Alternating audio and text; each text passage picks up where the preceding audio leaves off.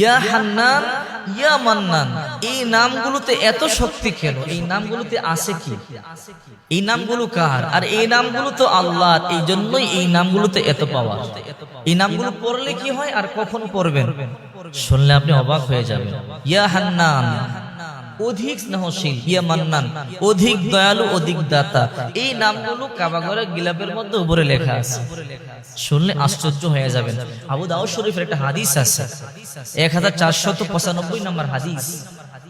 ইয়া মান্নান, অধিক দয়ালু, যিনি চাওয়ার আগেই প্রয়োজন মিটায় দেয়।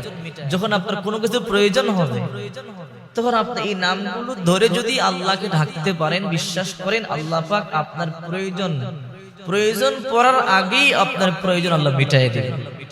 মনে করেন আপনার চাকরি দরকার, 1 সপ্তাহ পরে, এর আগে আল্লাহ আপনার চাকরির ব্যবস্থা করে দিবে। আপনার ভিসা দরকার 1 মাস পরে, এর আগে আল্লাহ